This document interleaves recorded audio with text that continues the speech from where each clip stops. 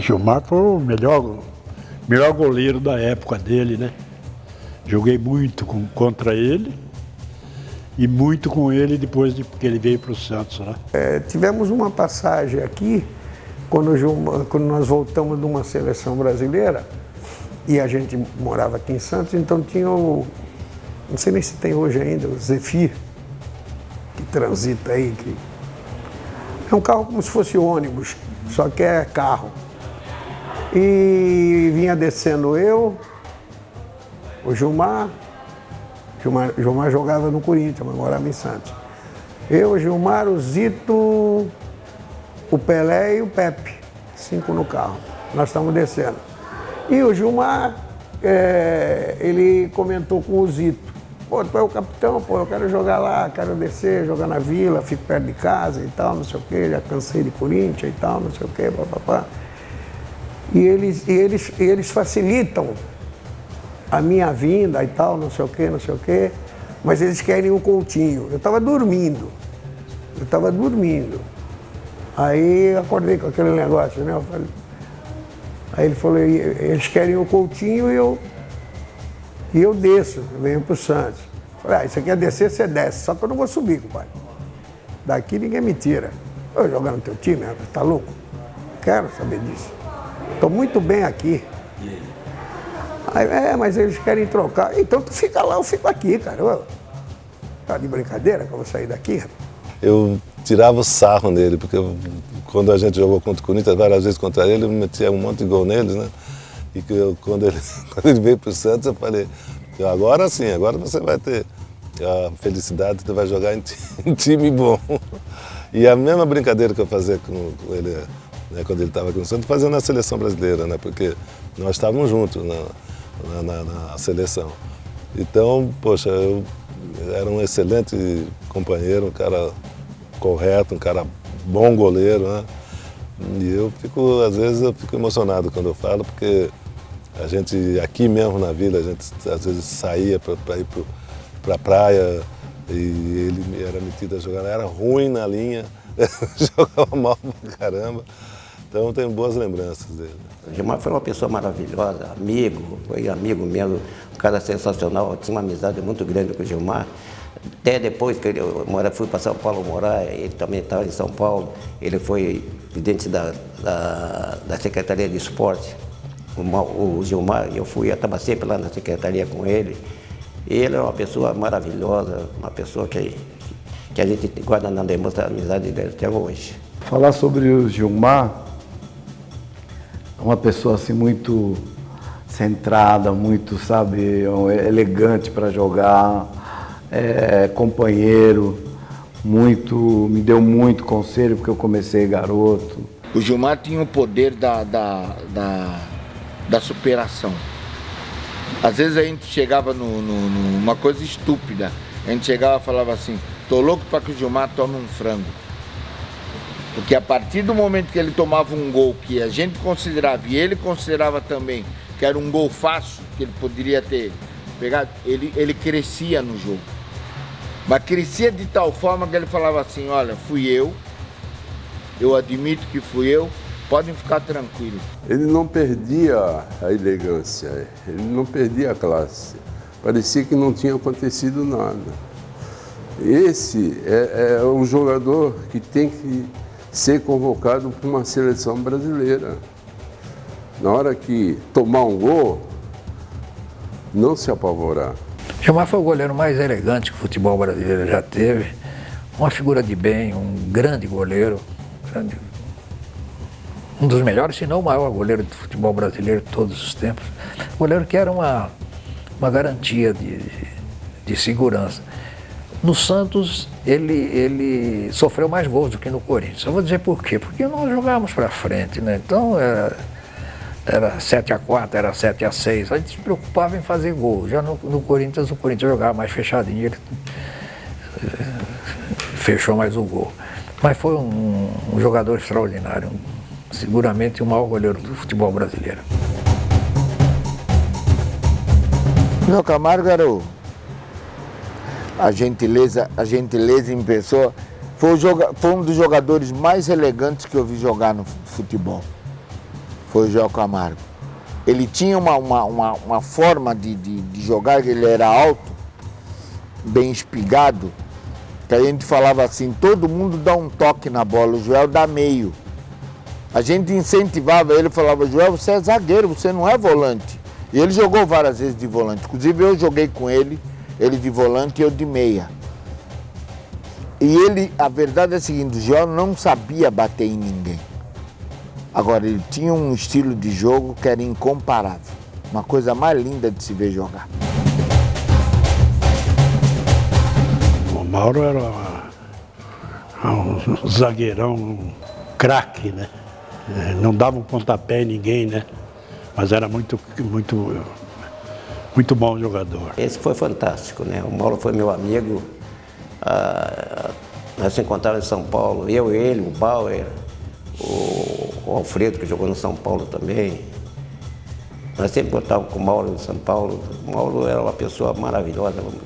Tratava ele como se fosse meu irmão, ele me tratava como se fosse irmão dele. Né? Uma pessoa que tinha um coração que a gente guarda, eu guardo na minha lembrança aquela amizade que eu tive com o Mauro até hoje. Eu sempre lembrei do Mauro. O Mauro, para mim, foi praticamente um pai, porque eu fui na Copa do Mundo de 66 e quando voltei, relaxei um pouco e perdi a posição. Perdi a posição para o Abel. E aí o Mauro, conversando comigo e tal, me orientou muito. Nós saímos para uma excursão e quando eu voltei, já voltei como titular novamente, graças aos conselhos do Mauro. Às vezes nós comentávamos que jogador do tipo do Mauro dava até vergonha, por exemplo, de você falar um palavrão perto dele, né? Dado a educação que ele tinha. O Mauro, nunca vi o Mauro bater em ninguém. Bater, que a gente fala em dar uma entrada violenta num jogador, nunca vi. Muito pelo contrário. Ele até quando jogava de volante, jogava praticamente na frente dele, eu, Mengalvo, Zito e tal, até para pedir pra gente marcar, ele era educado, né? É uma pessoa sensacional. Mauro é a mesma coisa do estilo do Bellini. Dois grandes jogadores, jogadores que se conheciam a posição. A maioria dos jogadores nossos naquela época, o bom mesmo era o posicionamento que tinha. O Mauro, o Bellini era assim, com aquela maneira de jogar e aquela postura como líder, né? Também. O Mauro foi um jogador que me ensinou muito aqui no Santos Futebol Clube. Ele me orientou muito dentro do campo. Que tipo de ensinamento que ele te passou? Orientar. Mengalvio, pá, Mengalvio, fica aqui, Mengalvio, não vai, Mengalvio. Entendeu? De conversar. Entendeu? Então, é assim que tem que ser. O Mauro era já mais serão.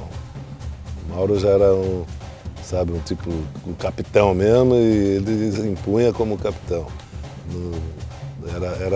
Brincava, mas era uma brincadeira mais, né, comportada, ele nunca fazia a brincadeira de correr, de dar tapa, sabe? Então ele era o capitão mesmo, sabe?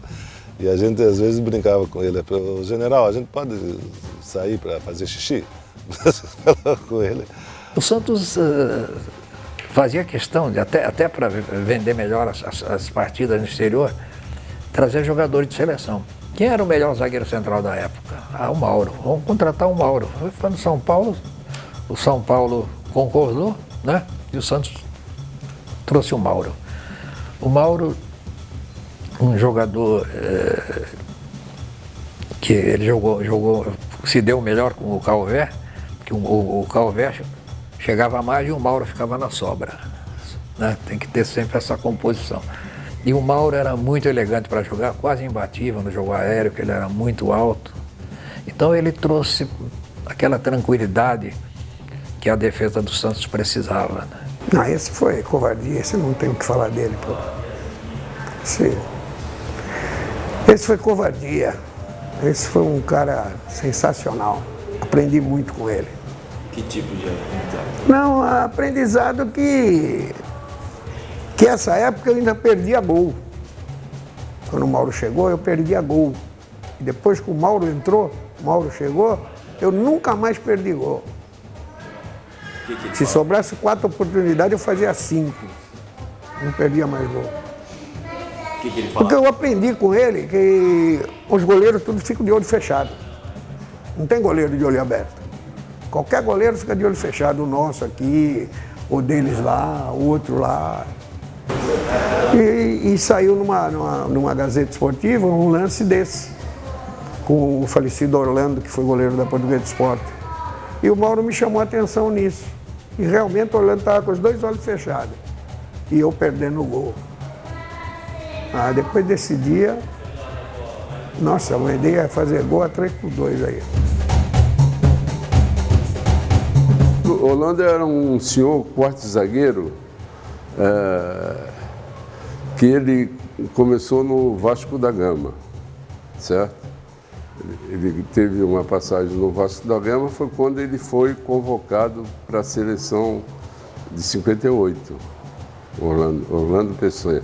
Era um quarto zagueiro não era um quarto zagueiro de sair jogando que nem tem muitos quartos zagueiros, que além de marcar, saía jogando. O Orlando não, era um marcador rígido, não dava espaço para o ponta de lança jogar. Também era técnico, mas ele, quando precisava, ele dava uma rapada no cara, né? Ele chegava junto, né? Chegava junto e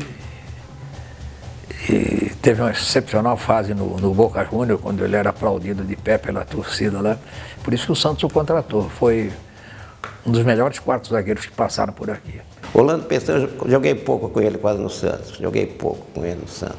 Mas é outra pessoa maravilhosa também. Outro quarto zagueiro, campeão do mundo. Foi muito bacana, muito bem no Santos Futebol Clube. Teve essa passagem no Santos muito bem, e na seleção foi um dos monstros do futebol brasileiro também. E foi também um zagueiro fantástico.